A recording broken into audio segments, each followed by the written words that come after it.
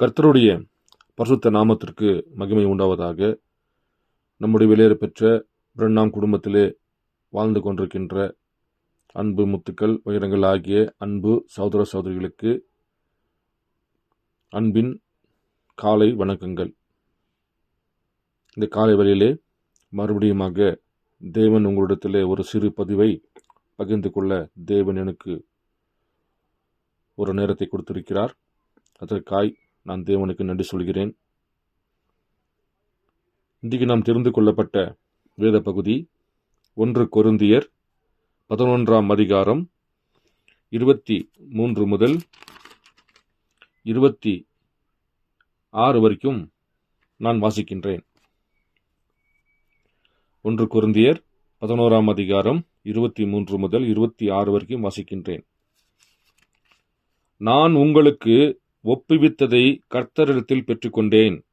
என்னவெனில், கர்த்தராகிய இயேசு தாம் காட்டிக் கொடுக்கப்பட்ட அன்று ராத்திரியிலே அப்பத்தை எடுத்து ஸ்தோத்திரம் பண்ணி அதை பிட்டு, நீங்கள் வாங்கி புசியுங்கள், இது உங்களுக்காக பிற்கப்படுகிற என்னுடைய சரீரமாய் இருக்கிறது, என்னை நினைவு கூறும்படி இது செய்யுங்கள் என்றார். போஜனம் பண்ணின பின்பு அவர் அந்தப்படியே பாத்திரத்தை எடுத்து, இந்த பாத்திரம் என் இரத்தத்தினாலாகிய புதிய உடன்படிக்கையாக இருக்கிறது. நீங்கள் இதை பானம் பண்ணும் போதெல்லாம் என்னை நினைவு கூறும்படி இதை செய்யுங்கள் என்றார். ஆகையால் நீங்கள் அந்த அப்பத்தை புசித்து இந்த பாத்திரத்தில் பானம் பண்ணும் போதெல்லாம் கர்த்தர் வருமளவும் அவருடைய மரணத்தை தெரிவிக்கிறீர்கள் என்று வேதாகமத்திலே சொல்லப்பட்டிருக்கிறது. இந்த வார்த்தையின் மூலியமாக நாம் தெரிந்து கொள்ளப்பட்ட தலைப்பு ராபோஜனம். ராபோஜனம் என்றாலே இரவு பந்தி அல்லது இரவு ஆகாரம். ஏன் இதற்கு ராபோஜனம் என்று தேவன் கடைசி நாட்களிலே, அதாவது முதல் வரிகளே இயேசு கிறிஸ்துவாக இருக்கின்ற பொழுது இரவு நேரத்திலே தன்னுடைய சீசர்கள் மத்தியிலே அவர் ஒரு பந்தி ஆயத்தப்படுத்தி, அந்த பந்தியிலே இந்த அப்பம் என்னுடைய உடலுக்கு ஒரு அடையாளம், இந்த திராட்சரசம் என்னுடைய இரத்தத்துக்கு ஒரு அடையாளம் என்று, நான் வருவரைக்கும் இதை நீங்கள் நினைவு கூறும்படி பானம் பண்ணும்படி கர்த்தர் கட்டளையை வைத்திருந்தார். அது இரவு நேரத்திலே கொடுக்கப்பட்ட ஆயத்தப்படுத்தப்பட்ட போஜனமாக இருப்பதனால அது ராபோஜனம் என்று வேதம் சொல்லப்படுகிறது. ராபோஜனம் என்றால் இரவு பந்தி அல்லது ராத்திரி போஜனம் என்று பொருள் கொள்ளலாம். பாருங்கள், தேவன் அப்பொழுது தன்னுடைய சரீரத்தை, தன்னுடைய இரத்தத்தை தான் அவர் ஒரு கோதுமை அப்பத்திற்காகவும் திராட்சரசத்துக்காகவும் தேவன் அடையாளப்படுத்தினார். அவர் சொல்கிறார், இதே நீங்கள் பானம் பண்ணும் பொழுது என்னுடைய மரணத்தை நீங்கள் தெரிவிக்கிறீர்கள் என்பதற்கான அடையாளம். ஆனால் இன்றைக்கு தேவன் இயேசு கிறிஸ்து உயிர்த்தெழுந்து, பாருங்கள், அவர்கள் உயிர்த்தெழுந்து புருஷாதிக்குள்ளே 7 சபை காலமாக 7 தூதர்களாக வெளிப்பட்டு வருகிறார். ஆனால் இன்றைக்கும் பாருங்கள், நாம் அவரை இந்த ராபோஜனம் செய்கின்ற பொழுது அவருடைய மரணத்தை தான் நாம் நினைவு கூறுகின்றோம். அவர் உயிர்த்தெழுந்து விட்டார் என்ற அந்த வெளிப்பாட்டுக்குள்ளே வராமல், அவர் மறுபடியுமாக இந்த கடைசி நாட்களிலே வருகின்ற பொழுது இதை நீங்கள் நினைவு கூறும்படி என்று உங்களுக்கு நான் ஒரு மாடலாக, ஒரு மாதிரியாக காண்பிக்கிறேன் என்று தேவன் சொல்லுகிறார். ஆனால் இன்றைக்கு உலகத்தில் அநேக சபை ஸ்தாபனங்கள் இருக்கிறது. அநேக சபை ஸ்தாபனங்கள் பார்ப்பீர் என்றால் ஒரு பாகத்தை மாத்திரம் பிடித்துக்கொண்டு மற்றவை அனைத்தும் தன் சபை கோட்பாடுகள், மனித ஞானத்துக்குள்ளே சபை நடத்தி கொண்டிருக்கின்றார்கள். அப்படியாக இருக்கின்ற பொழுது ஒரு சபையிலே பாருங்கள், அது பகல்ல செய்வார்கள், ஒரு சபையிலே இரவில் செய்கிறார்கள், ஒரு சபையிலே மாதத்துக்கு ஒரு முறை, இன்னொரு சபையிலே 6 மாசத்துக்கு ஒரு முறை, இன்னொரு சபைகளிலே வருடத்துக்கு ஒரு முறை, இன்னும் சில சபைகளிலே வாரம் வாரம் வைக்கின்றார்கள். பாருங்கள், ஒவ்வொரு சபையிலே இந்த ராபோஜனம் என்பது பகலாகவும் இரவாகவும் வேறு விதமாகவும், பாருங்கள், இப்படியாக கடைபிடித்துக் கொண்டிருக்கின்றார்கள். தேவன் சொன்ன வார்த்தை, ஒரே பானத்தில் நீங்கள் பானம் பண்ண வேண்டும் என்று தேவன் சொன்னார். ஏனென்றால் கர்த்தருடைய ரத்தம், கர்த்தருடைய சரீரம், அந்த மணவாட்டி அவளுக்குள்ளிருந்து கிறிஸ்துக்குள்ளிருந்து பெற்றெடுக்கப்பட்டதுனால அந்த ஒரே சரீரத்திலிருந்து வந்தப்பட்ட அந்த பிள்ளைகள் ஒரே பானத்திலே பானம் பண்ண வேண்டும் என்று தேவன் சொல்லுகிறார். ஆனால் இன்றைக்கு சபை ஸ்தாபனம் என்ன செய்துவிட்டது? ஒரு சபையிலே ஒரு பெரிய ஒரு இன்ஜினியர் இருக்கலாம், ஒரு கலெக்டர் இருக்கலாம், அதே சபையிலே ஒரு கூலி தொழிலாளி அல்லது ஏதோ ஒரு வேலை செய்யக்கூடிய ஒரு ஏழை இருக்கலாம். இவர்கள் ஒரே ஒரே பாத்திரத்தில் இவர்கள் பானம் செய்கின்ற பொழுது அந்த கூலி தொழிலாளி குடிச்ச அந்த பாத்திரத்திலே ஒரு இன்ஜினியர் பானம் பண்ணுவதற்கு பயப்படுகிறார். ஏனென்றால் எனக்கு நோய் வந்துருமோ என்று நினைத்து கொண்டு பாருங்கள். சபை ஸ்தாபனங்களே 50 மில்லி சின்னதா ஒரு கிளாஸை அவர்கள் வாங்கி வைத்து அது எல்லோருக்கும் அந்த சின்ன சின்ன கிளாஸில் ஊற்றி வைத்துத்தான் ராபோஜனத்தை அனுசரிக்கிறார்கள். வேதம் சொல்கிறது ஒரே பானத்தில் நீங்கள் பானம் பண்ண வேண்டும் என்று. ஆனால் இவர்களுக்கு ஏற்றாறு போல, தன்னுடைய சபைக்கு ஏற்றாறு போல இவர்கள் 50 மில்லி கிளாஸாக மாற்றிவிட்டார்கள். பாருங்கள், கர்த்தருடைய வார்த்தை சொல்லுகிறபடி ஒரு பாகத்தை மாத்திரம் ஏற்றுக்கொண்டு மற்ற பாகத்துக்கு தன்னுடைய சபை கோட்பாடுகள் மனித ஞானத்தை கொண்டு வந்து சபைக்குள்ள வைத்து விட்டார்கள். அப்படி என்றால் இந்த ராபோஜனம் என்றால் என்ன? இந்த ராபோஜனம் எங்கே இருந்து ஆரம்பிக்கப்பட்டது என்பதை பற்றி நாம் பார்த்து, கடைசியாக தேவன் இந்த பூமியிலே மறுபடியுமாக மெல்கிசேதேக்காக ராபோஜனம் நம்மிடத்தில் கொண்டு வந்தாரா? நான் வர வரைக்கும் இதை நீங்கள் புசிக்கிற தேவன் சொன்னாரே, அவர் வந்துட்டாரா? நாம் இதுக்கு மேல் ராபோஜனம் பண்ணலாமா அப்படின்ற கருத்தை நாம் பார்ப்போம். முதலாவது, இந்த ராபோஜனம் முதலாக எங்கிருந்து ஆரம்பிக்கப்பட்டது என்பதை நாம் பார்ப்போம் என்றால், நாம் முதலில் எங்கு செல்ல வேண்டும்? பழைய ஏற்பாட்டுக்கு தான் செல்ல வேண்டும். ஆதியாகமம் 18வது அதிகாரம் 1 - 5 வரைக்கும் நான் வாசிக்கின்றேன். பின்பு கர்த்தர் மம்ரேயின் சமபூமியிலே அவனுக்கு தரிசனமானார். அவன் பகலின் உஷ்ண வேளையிலே கூடார வாசலிலே உட்கார்ந்திருந்து தன் கண்களை ஏறெடுத்து பார்க்கும்போது, இதோ 3 புருஷர் அவனுக்கு எதிராக நின்றார்கள். அவர்களை கண்டவுடனே அவன் கூடார வாசலத்திலிருந்து அவர்களுக்கு எதிர்கொண்டு ஓடி தரை மட்டும் குனிந்து, ஆண்டவரே, உம்முடைய கண்களில் எனக்கு கிருபை கிடைத்ததனால் நீர் உமது அடியனை விட்டு கடந்து போக வேண்டாம். கொஞ்சம் தண்ணீர் கொண்டு வரட்டும். உங்கள் கால்களை கழுவி மரத்தடியில் சாய்ந்து கொண்டிருங்கள். நீங்கள் உங்கள் இருதயங்களை திடப்படுத்தி கொஞ்சம் அப்பம் கொண்டு வருகிறேன். அப்புறம் நீங்கள் உங்கள் வழியிலே போகலாம். இதற்காகவே அடியன் இடம் வரைக்கும் வந்தீர்கள் என்றான். அதற்கு அவர்கள், நீ சொன்னபடி செய் என்றார்கள். பாருங்கள், ஆபிரகாம் ஒரு தீர்க்கதரிசி. ஆபிரகாம் ஒரு முன்குறிக்கப்பட்ட ஒரு சபையாக இருக்கின்றார். அந்த நேரத்திலே ஏலோயும் ஆகிய தேவன் 3 விதமான தோற்றத்துடன் அவர் ஆபிரகாம் இடத்திலே வருகின்ற பொழுது, ஆபிரகாம் அவருக்கு எதிர்கொண்டு ஓடி போய் ஏலோயும் என்று அவர் காலில் விழுந்து அவரை வணங்கி, அவரிடத்திலே பாருங்கள், முதலாக கால்களை கழுவி அப்பத்தை கொடுத்து பாருங்கள், அங்கே ஒரு ராபோஜனம் செய்கின்றார். அதே போல ஆபிரகாம் உடைய மகனாகி, அதாவது லோத்தை,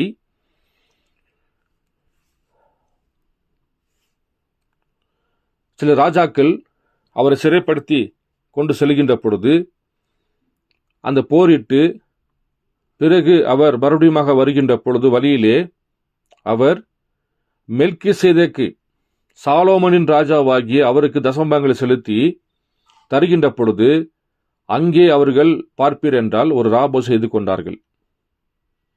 அவர் பாருங்கள், ஆபிரகாமுக்கு அப்பத்தையும் திராட்சையையும் கொடுத்தார்கள். இதை நாம் வேதத்தில் வாசிக்கின்றோம். பாருங்கள், அப்போ ஏலோயுமாக வெளிப்பட்ட மெல்கிசேதேக்கு, ஏலோயுமாக வெளிப்பட்ட ஆபிரகாம் கூடத்திலே வெளிப்பட்ட அந்த ஏலோயும் ஆபிரகாம் இடத்திலே பாருங்கள் அப்பத்தையும் திராட்சையையும் பருகிறார்கள். இது ஒரு ராபோஜனத்திற்கு அடையாளமாக இருக்கிறது. அப்போ தாய் தகப்பனே இல்லாத ஒருவராகிய சாலோமின் ராஜாவாகிய மெல்கிசேதேக் ஆபிரகாம் இடத்திலே அப்பத்தையும் திராட்சரசத்தையும் கொண்டு வந்து பாருங்கள், இருவரும் புசிக்கிறார்கள். அப்போ தேவன் ஆவிலிருந்து புசிக்கவில்லை, ஆபிரகாம் இடத்திலே அப்பத்தையும் திராட்சரசம் புசிக்க வேண்டும் என்பதற்காக தேவன் மனித சாயிலை தேவன் தன்னை உருவாக்கி கொண்டு ஒரு மனிதனாக நின்று கொண்டு அவரிடத்திலே ராபோஜனம் செய்து கொண்டார். பிறகு தேவன் மோசனிடத்திலே வருகின்ற பொழுது அவர் என்ன செய்கின்றார்? வானத்திலிருந்து ஆசரிப்பு கூடாரத்தை பூமிக்கு கொண்டு வந்து வைத்து மோசனிடத்தில் ஆசரிப்பு கூடாரத்தை எப்படி செய்ய வேண்டும் என்று கட்டளை கொடுத்து அந்த ஆசரிப்பு கூடத்திலே பாருங்கள் சமூக தப்பங்களை வைக்கின்றார். அதாவது முதல்ல பலிப்பீடம், 2வது தண்ணீர் தொட்டி, 3வது பார்ப்பீர் என்றால் குத்துவிளக்கு. பிறகு உள்ள செல்கின்ற பொழுது பாருங்கள் பரிசுத்த ஸ்தலத்துக்குள்ளே குத்துவிளக்கு வைக்கப்பட்டு ஒரு மேஜை வைக்கப்பட்டு அந்த மேஜையை பார்ப்பீர் என்றால் கோதுமை அப்பத்தையும் ஒரு கிண்ணத்தில் திராட்சரசம் வைத்துக் கொண்டிருப்பார்கள். அந்த நாட்களில் பாருங்கள் ஆசாரியர்கள் மாத்திரம்தான் அதை பானம் பண்ண முடியும். பாருங்கள் அந்த ஆசரிப்பு கூடத்தில் வைக்கப்பட்டிருக்கின்ற திராட்சரசத்தையும் அப்பத்தையும் யார்தான் புசிக்க முடியும்? ஆசாரியர்கள் மாத்திரம். அது அவர்களுக்கு மாத்திரமே தேவன் கொடுக்கப்பட்ட சமூக தப்பங்களாக இருக்கிறது. அந்த சமூக தப்பங்கள் எதை குறிக்கிறது? கர்த்தருடைய வெளிப்பாட்டை குறிக்கிறது, கர்த்தருடைய ரகசியத்தை குறிக்கிறது. அன்றைக்கு இந்த ராபோஜனம் தாம் அன்றைக்கு அது சமூக தப்பங்களாக இருந்தது. பாருங்கள் ஆதியாகமம் 14ஆம் அதிகாரம் 17 முதல் 20 வரைக்கும் நான் வாசிக்கிறேன். அவன் கெதர்லோமரையும் அவனோடு இருந்த ராஜாக்களையும் முறியடித்து திரும்பி வருகிற போது சோதமின் ராஜா புறப்பட்டு ராஜாவின் பள்ளத்தாக்கு என்னும் சாவே பள்ளத்தாக்குக்கு மட்டும் அவனுக்கு எதிர்கொண்டு போனான். அன்றியும் உன்னதமான தேவனுடைய ஆசரனாய் இருந்த சாலோமோனின் ராஜாவாகிய மெல்கிசேதேக்கு அப்பமும் திராட்சரசமும் கொண்டு வந்து அவனை ஆசீர்வதித்து, வானத்தையும் பூமியும் உண்டாக்கியவராகிய உன்னதமான தேவனுடைய ஆசீர்வாதம் ஆபிரகாமுக்கு உண்டாவதாக, உன் சத்துருக்களை உன் கையில் ஒப்பு கொடுத்து உன்னதமான தேவனுக்கு ஸ்தோத்திரம் என்று சொன்னான். இவனுக்கு ஆபிரகாம் எல்லாவற்றிலும் தசமபாகம் கொடுத்தான். பாருங்கள், ஆபிரகாம் அங்கே தன்னுடைய எதிரிகளை முறியடித்து வருகின்ற பொழுது சாலோமின் ராஜாவாகிய ஏலோயும் யெகோவா தேவன் மெல்கிசேதேக்காக வெளிப்பட்டு ஆபிரகாம் இடத்திலே அப்பத்தையும் திராட்சரசத்தையும் கொண்டு வந்தார். பிறகு நீங்கள் பார்ப்பீர் என்றால் மோசன் இடத்திலே தேவன் கூடாரத்தை அமைத்து அங்கே கூடாரத்துக்குள்ளே தேவன் சமூக தப்பங்களை வைக்கின்றார். பாருங்கள், அது யாத்திராகமும் 35வது அதிகாரம் 10 13 வரைக்கும் நான் வாசிக்கிறேன். 10ஆம் வசனத்திலிருந்து நான் வாசிக்கின்றேன். உங்களில் ஞான இருதயமுள்ள அனைவரும் வந்து கர்த்தர் கட்டளையிட்டவைகள் எல்லாம் செய்வார்களாக.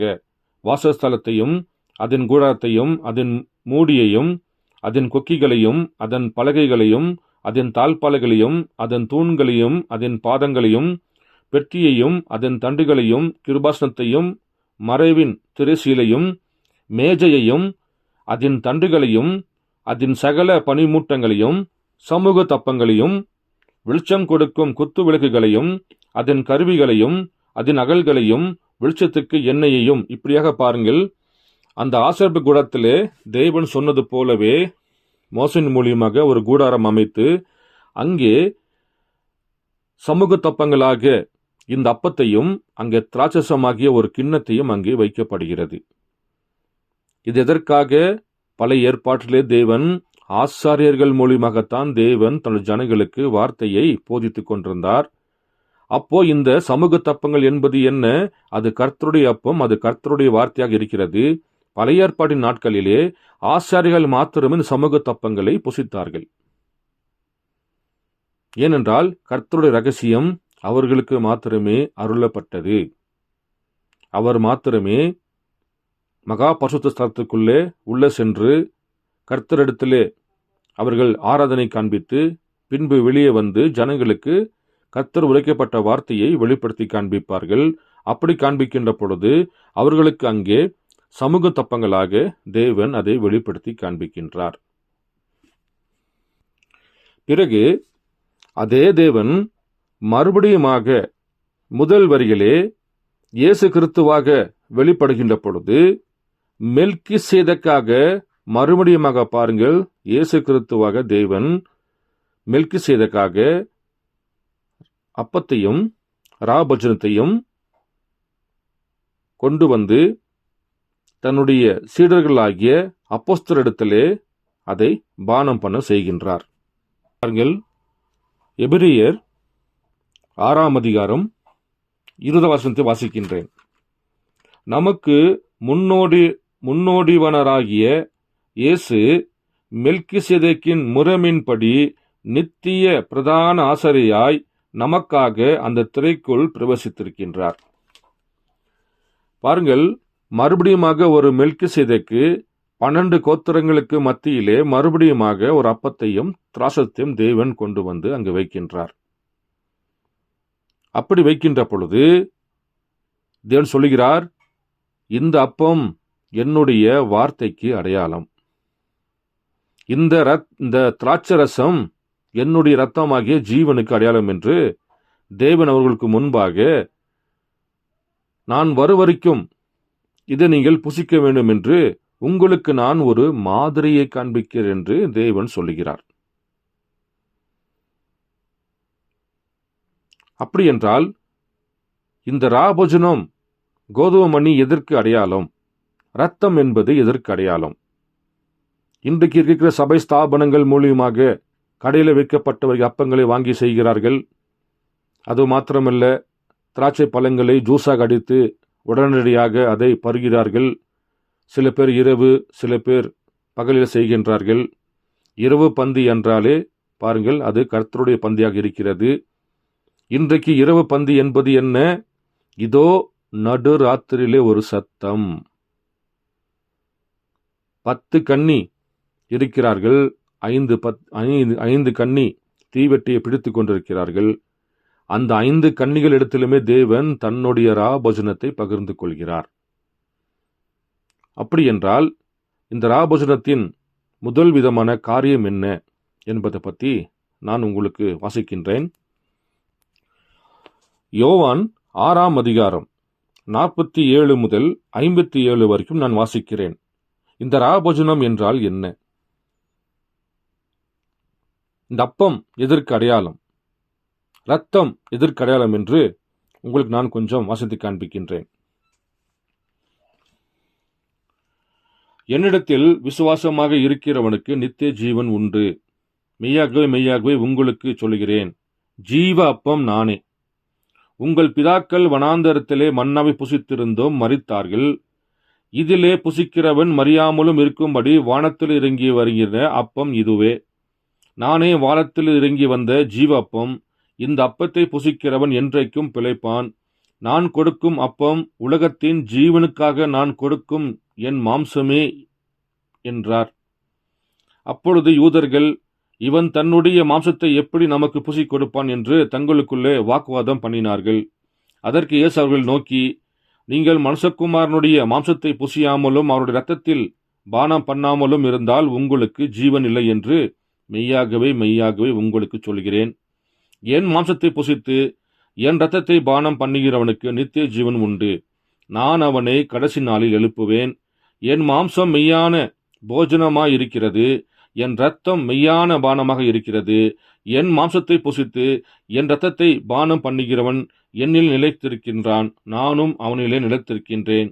ஜீவனுள்ள பிதா என்னை அனுப்பினது போலவும் நான் பிதாவினால் பிழைத்திருக்கிறது போலவும் என்னை புசிக்கிறவனும் என்னாலே பிழைப்பான். வானத்திலிருந்து இறங்கிய அப்பம் இதுவே. இது உங்கள் பிதாக்கள் புசித்து மன்னாவை போலல்ல, அவர்கள் மரித்தார்களே. இந்த அப்பத்தை புசிக்கிறவனோ என்றென்றைக்கும் பிழைப்பான் என்றார். பாருங்கள், அப்ப இன்றைக்கு கோதுமை மணி அப்பமா, திராட்சரசம் இன்றைக்கு கர்த்தருடைய இரத்தமா? அதுக்கு ஒரு மாதிரி. அப்படி என்றால் நீங்கள் எங்கே வர வேண்டும்? கர்த்தருடைய வார்த்தைக்கு தான் நீங்கள் வர வேண்டும். பாருங்கள், கர்த்தர் சொன்ன ஒவ்வொரு வார்த்தைக்கும் தேவன் சொல்கிறார், என்னுடைய வேத வசனங்கள் நீங்கள் ஆராய்ந்து பாருங்கள், அதில் தான் உங்களுக்கு நித்திய ஜீவன். ராபோஜனம் என்பது என்ன? அது உங்களுக்கு நித்திய ஜீவனை தருகிறது. ராபோஜனம் என்பது என்ன? அது உங்களுக்கு நித்திய ஜீவனை தருகிறது. பாருங்கள், ஒரு செய்தியிலிருந்து நான் வாசிக்கின்றேன். காலத்தின் சந்திப்பு, த ஜங்ஷன் ஆஃப் டைம், 56வது ஆண்டு 1வது மாதம் 15ஆம் தேதியிலே கொடுக்கப்பட்ட செய்தியிலே 121 முதல் 123 வரைக்கும் நான் வாசிக்கின்றேன். சர்வ வல்லமை பேசின போது மரித்த மனிதன் மரணத்திலிருந்து எழும்பி மீண்டுமாய் ஜீவித்தான். அவன் எழும்பி விருந்துக்கு சென்று அவரோடு ராபோஜனம் அருந்தினான். ஓ, என்ன நடந்தது? ஓ, ஓர் மகிமையான நாளிலே ஒரு விசை பாவத்திலும் அக்கிரமத்திலும் மரித்திருந்த நம்மிடத்தில் சர்வ வல்லமையானது பேசினது. நரகத்திற்கு போய்க் கொண்டிருந்த நம்மிடத்தில் சர்வ வல்லமையானது பேசினது. நாம் பாதாளத்திலிருந்து எழுப்பப்பட்டு மகிமைக்கேறினோம். ஒரு நாளிலே, ஒரு கடைசி நாளிலே இந்த ராபோஜன விருந்தை நாம் புசிப்போம். சர்வ வல்லமையானது இன்னும் பேசுகிறதா இருக்கிறது. தேவனுடைய வார்த்தையே சர்வ வல்லமை. நாம் அதை விசுவாசத்தினால் நாம் மரணத்திலிருந்து நீங்கி ஜீவனுக்கு உட்பட்டிருக்கின்றோம்.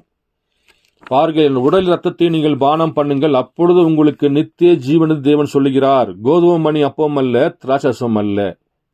அது கர்த்தருடைய சரீரத்திற்கு ஒரு அடையாளம். எது வரைக்கும்? நான் மறுபடியுமாக இந்த பூமிக்கு வர வரைக்கும் தேவன் அது ஒரு 2வது குவாலிட்டியாக தேவன் ஒரு அடையாளத்தை வைக்கின்றார்.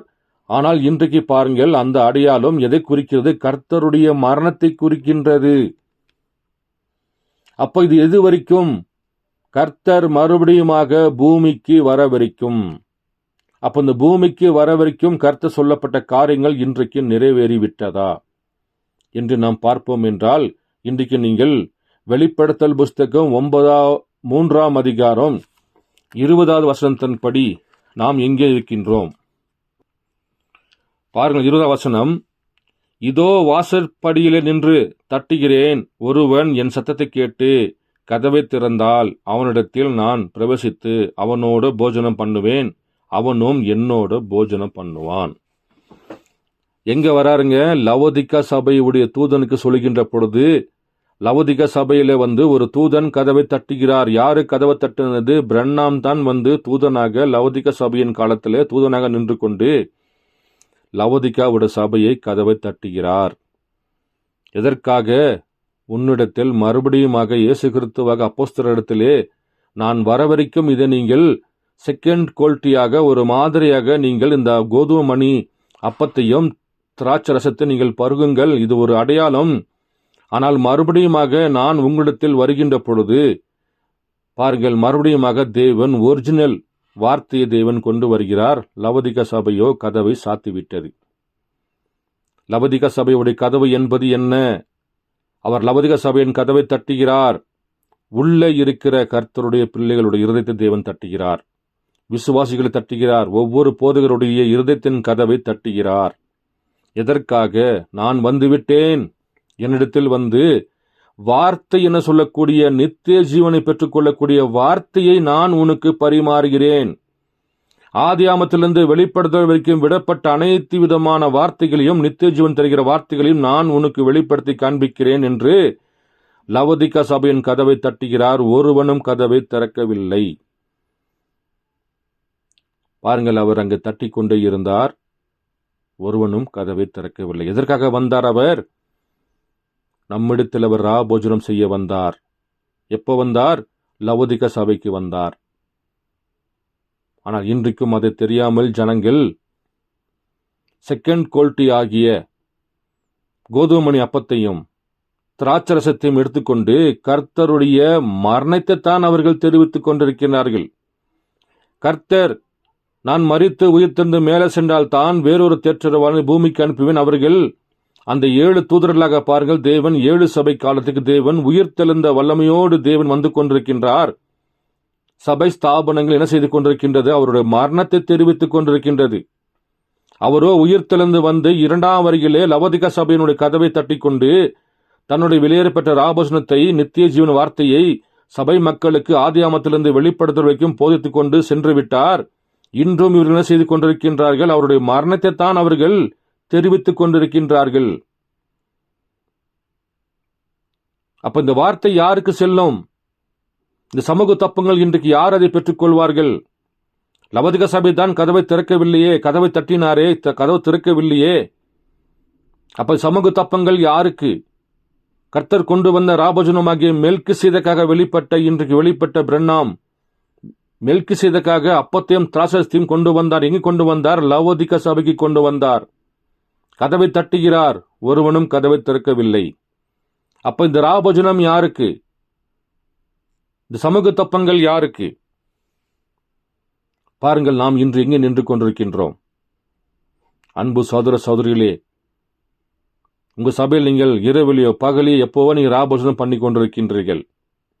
ஆனால் அது எதை குறிக்கிறது? கர்த்தருடைய மரணத்தை குறிக்கிறது.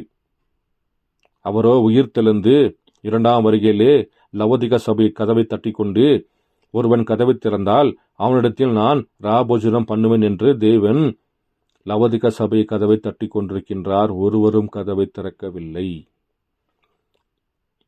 மெல்கிசேதேக்கு நின்று கொண்டிருக்கின்றார். அப்பத்தையும் திராட்சையும் கொண்டு வந்திருக்கின்றார். செகண்ட் குவாலிட்டி அல்ல, ஒரிஜினல் குவாலிட்டி. நானே வானத்திலிருந்து இறங்கி வந்த அப்பம். இந்த அப்பத்தை புசிக்கிறவனுக்கோ நித்திய ஜீவன், மரணமே இல்லாத ஒரு வாழ்க்கை. ஆனால் இதை இஸ்ரவேல் ஜனங்கள் வனாந்தரத்தில் புசித்தார்கள்.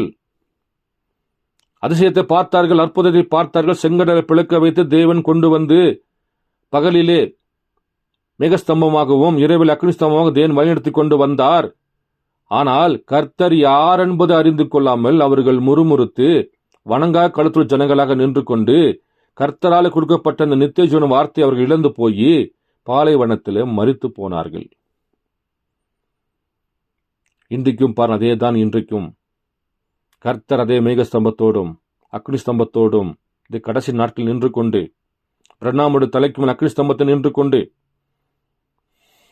லவோதிகா சபையின் கதவை தட்டி ஒரிஜினல் வார்த்தை ஆகிய அந்த ஜீவனுக்குரிய வார்த்தையை கொண்டு வந்து லவோதிகா சபையின் கதவை தட்டுகிறார். அவரிடத்தில் அவர்கள் வந்து ராபோஜனம் செய்வதற்கு பதிலாக அதே கோதுமை அப்பத்தையும் அதே திராட்சையையும் பிடித்துக்கொண்டு கர்த்தருடைய மரணத்தை தான் ஒவ்வொரு சபையும் இன்றைக்கு வெளிப்படுத்தி காண்பிக்கின்றது. தேவனுடைய மரணத்தை தான் இன்னைக்கு வெளிப்படுத்தி காண்பிக்க தவிர எந்த சபையுமே கர்த்தருடைய உயிர்ப்பிக்குதலை காமிக்கவே இல்லை. வெறும் வாயால மாத்திரம் கர்த்தர் உயிர்த்த சொல்லிக்கிட்டு அவர்கள் செய்கின்ற கிரியைகள் எல்லாம் பாருங்கள், கர்த்தருடைய மரணத்தை தான் அவர்கள் திராட்சசமாகவும் கோதுமை அப்பமாகவும் கர்த்தருடைய மரணத்தை தான் ஒவ்வொரு நாளும் ஒவ்வொரு மாதமாகவும் பாருங்கள் அவர்கள் வெளிப்படுத்தி காண்பிக்கின்றால் தவிர கர்த்தர் உயிர்த்தெழுந்து விட்டார் என்ற அவர் வல்லமையோடு புதிய நாமத்திலே வெளிப்பட்டிருக்கிறார் என்பதை பற்றி யாருமே கண்டு கொள்ளாமல் லவோதிகா சபை இன்றைக்கு மெல்கிசேதேக்கு வந்து கதவை தட்டுகிறார். ஒருவனும் கதவை திறக்கவில்லை. அப்படி என்றால் இந்த ராபோஜனம் தேவன் யாருக்கு கொடுத்தார்?